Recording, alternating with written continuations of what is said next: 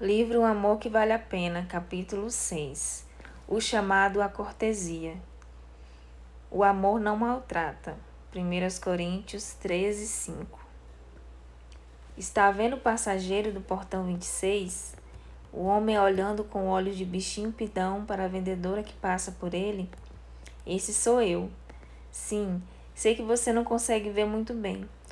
O aeroporto DFW está lotado. Acrescente as antenas e um par de pernas e teremos um formigueiro humano. Estamos todos amontoados. O problema surgiu no Canadá. Uma frente de ventania do norte destruiu o meio-oeste, congelando Ohio e estourando milhares de itinerários, incluindo o meu. Quando o avião finalmente nos desembarcou, atravessamos o saguão como compradores do Walmart no dia seguinte ao Natal. Não tivemos pena de nada e nem de ninguém em nosso caminho. Como supunham que faríamos a nossa conexão? Mesmo se o clima estivesse perfeito, dificilmente conseguiria pegar o último voo para San Antônio. Isso explica a minha cara de cachorrinho abandonado. Me estava derramando um pouco de charme que tinha na simpática, mas confusa vendedora. O avião está com excesso de reserva. E ela tinha o meu futuro em suas mãos. Um cartão de embarque ou um voucher de hotel. Sobrou algum assento? Dou uma piscada, mas ela não percebe. Estou deslizando uma nota de 50 em direção a ela, mas ela não vê. Ela apenas olha para a tela e sussurra. Teme? Teme o quê? Temo que você tenha que passar a noite no banheiro masculino. Temo que o único assento restante seja a última fila entre dois lutadores de sumô.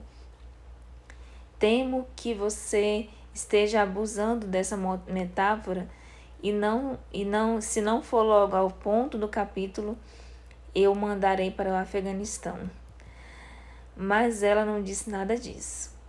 Quer saber como ela completou a sentença? Aqui você pega o lenço, porque se emocionará. Temo que não haja mais assentos na classe econômica. Vamos remanejá-lo para a primeira classe. Você se importa se fizer isso? Pensei eu, você se importa se eu lhe der um beijo? Então, embarquei no avião, acomodei-me no assento espaçoso, com espaço extra para as pernas e sorri como prisioneiro que recebe o livramento condicional antecipado. Não só estava indo para casa, mas estava indo com estilo. Recostei a minha cabeça e fechei os olhos. Ei, senhorita! Abri os olhos. 2 fileiras à minha frente, um sujeito estava em pé. Um sujeito de baixa estatura. Não precisava olhar para ele, para logo ficar em posição de sentido, como em um quartel. Bastava ouvir a sua voz. Você precisa ver seus modos, como era rude. Como alguém consegue um travesseiro extra aqui? E um drink? Minha esposa e eu pagamos a mais para voar de primeira classe. Estou acostumada a receber mais atenção. Quero algum serviço. Veja bem, não era que as aeromoças não tivessem nada para fazer, só que elas precisavam se certificar de que as portas estavam fechadas, se os compartimentos da mala estavam fechados, para que o voo de 1 hora pudesse sair. Você bem pode imaginar que o sujeito poderia esperar por seu travesseiro e uísque. Não esse sujeito. Afinal, como todos sabíamos, ele pagara a mais para voar de primeira classe. O que talvez explicasse essa diferença entre o comportamento dele e o meu. Nem sempre sou um bom exemplo, mas aquela noite eu fui um exemplo de cortesia. Ninguém me ouviu rosnar, não reclamei, não exigi o assento da janela da fila 4. Estar a bordo já me deixava feliz. O senhor quero agora pode ter pago a mais. Eu não paguei. O meu foi um presente gratuito. E não foi o primeiro. Deus dera-me um muito antes do da empresa aérea, uma condição melhor, não só da classe econômica para a primeira. Que tal de um pecador para santo, de inclinado para o inferno para determinação para o céu, de confuso para esclarecido, de culpado para justificado?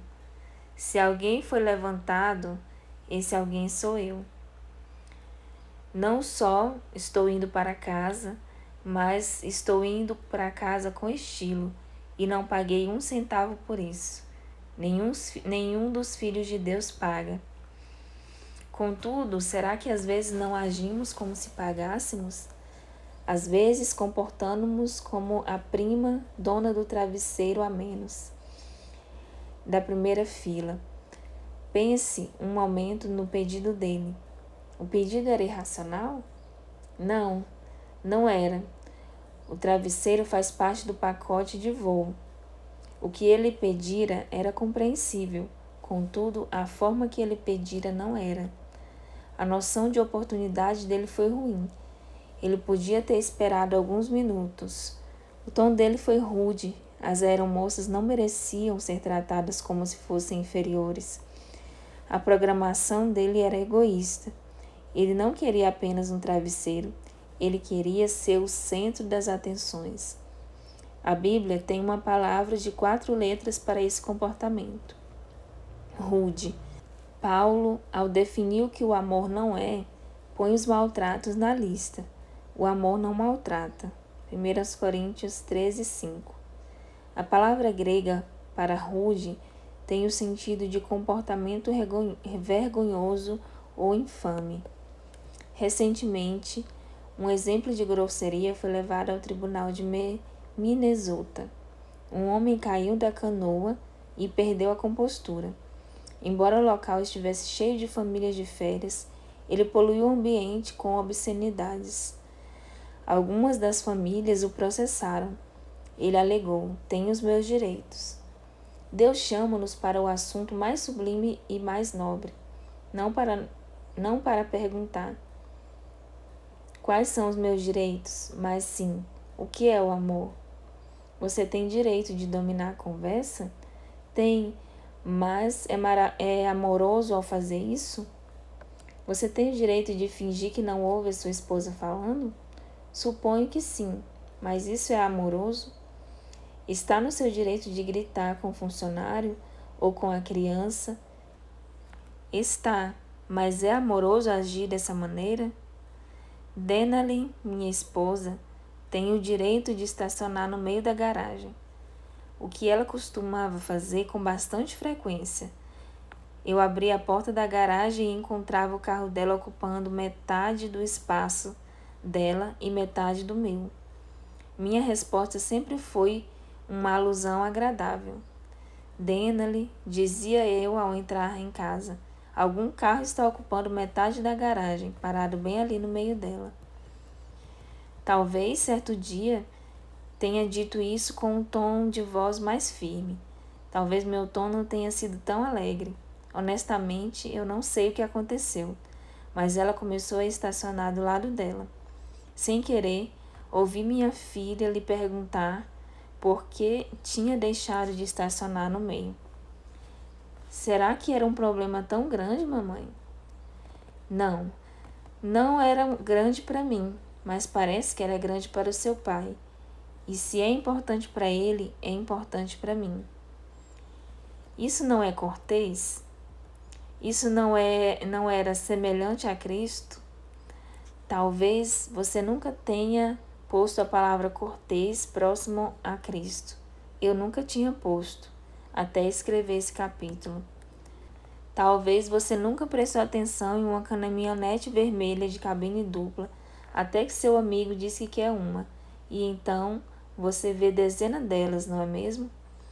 Nunca pensara muito na cortesia de Cristo antes, mas à medida que comecei a procurar, percebi que Jesus era tão cortês que, comparado a ele, Emily Post, uma ícone americana de boas maneiras, parece Archie Bunker. personagem de uma série norte-americana, famoso por suas grosserias. Jesus sempre bate antes de entrar. Ele não tem de fazer isso. Ele é o dono do seu coração. Se alguém tem direito de entrar sem pedir licença, esse alguém é Cristo. Mas ele não faz isso. Consegue ouvir essa pancadinha gentil em seu coração? É Cristo. Eis que estou à porta e bato. Apocalipse 3:20. E quando você responde, ele espera o seu convite para ultrapassar a soleira. Foi assim que ele tratou os 2 discípulos na estrada de Emaús. O Jesus ressurreto não presumiu a hospitalidade deles. Quando eles entraram na casa, ele não os acompanhou. Apenas quando eles o incentivaram a entrar, ele o fez. Espantoso! Alguns dias antes ele morrera pelos pecados deles. Apenas algumas horas ele derrotara a morte deles.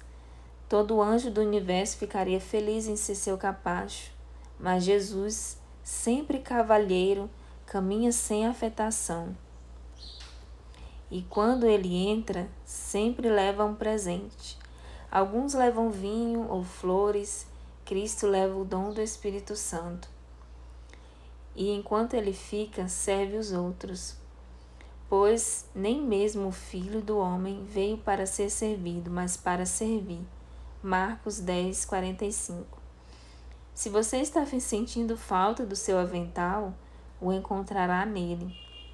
Ele serve os convidados à medida que eles se assentam. João 13:4-5. Ele não comerá antes de dar graças e não irá embora quando os restos não forem guardados. Mateus 14:19-20.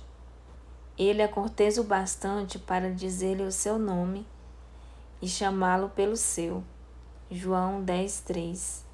Quando você fala, ele nunca interrompe.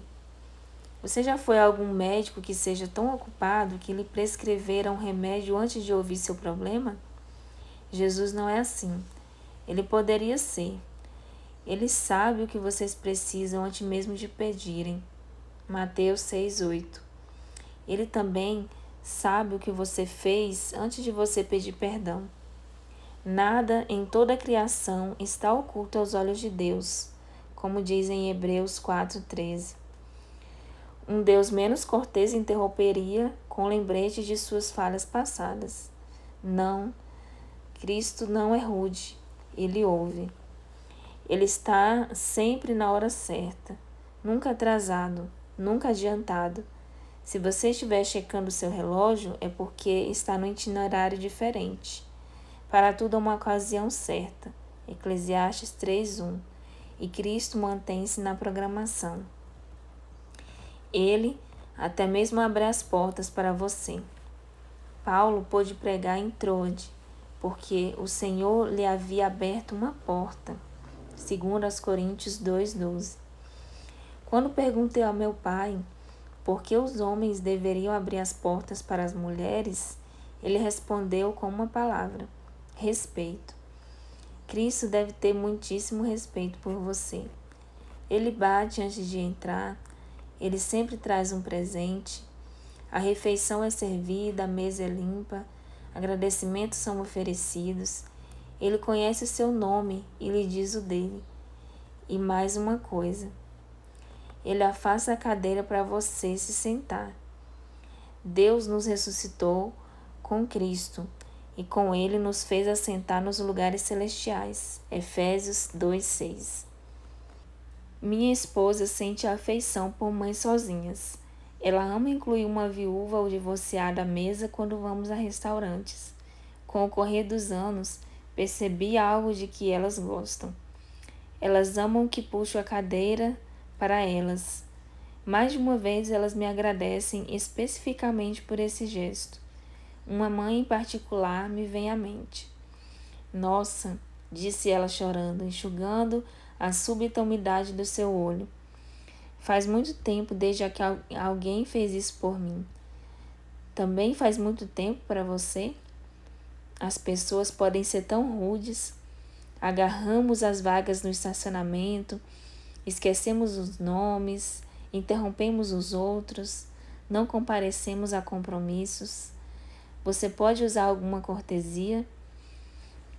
Faz muito tempo desde que alguém afastou a cadeira para você?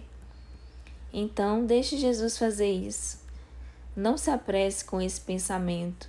Receba a cortesia de Cristo. Ele é o seu noivo. O noivo não trata a noiva com carinho, não respeita a noiva, não honra a noiva.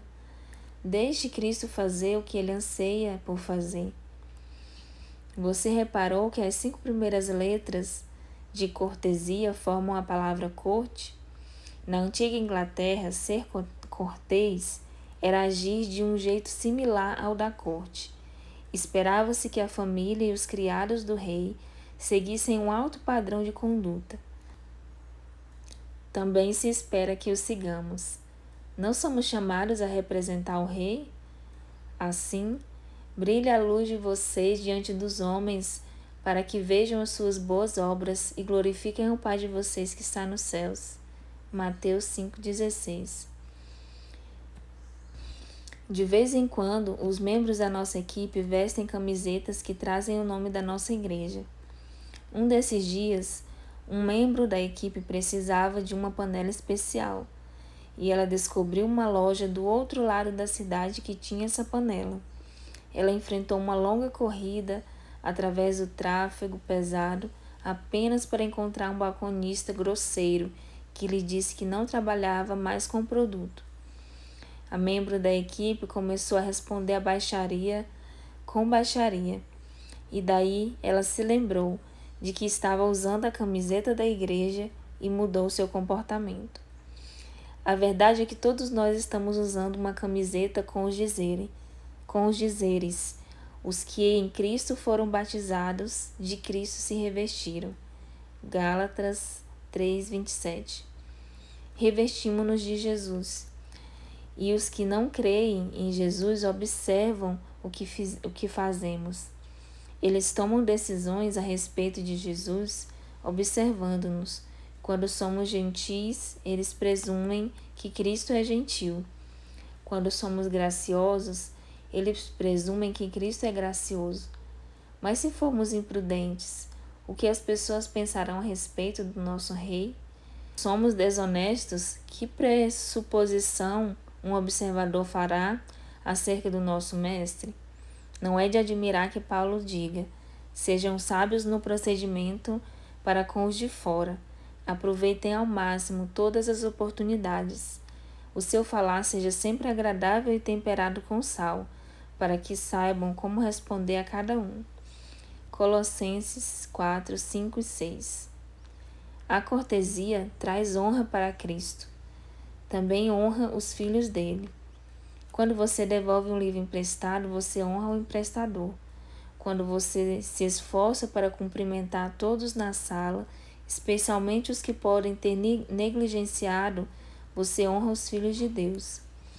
William Borders, em seu livro Handmaid of the Lord, o faz tudo de Deus, conta a história de um homem negro cuja pobreza faz mendigar por alimento.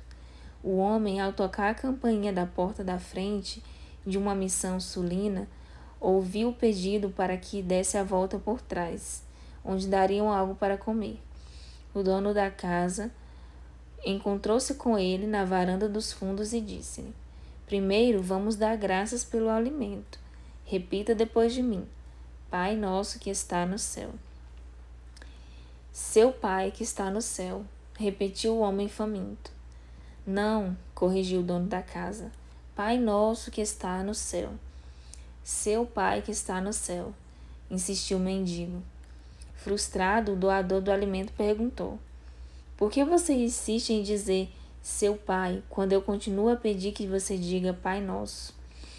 Se eu disser Pai Nosso, respondeu o homem, isso nos transforma em irmãos, e eu tenho medo de que o Senhor não goste que você ter pedido para seu irmão vir à porta dos fundos para conseguir um pedaço de pão. A cortesia comum honra a Deus e a seus filhos. Façam todo o possível para viver em paz com os outros. Só façam todo o seu esforço para isso. Você não pode controlar as atitudes dos outros, mas pode controlar as suas. Além disso, apenas observe onde você está sentado. Você poderia não estar aqui agora. Você poderia não ter mais vida. Em vez disso, você foi levantado. Portanto, solte-se e usufrua a jornada. Você está indo para casa com estilo. Terminamos aqui o capítulo 6.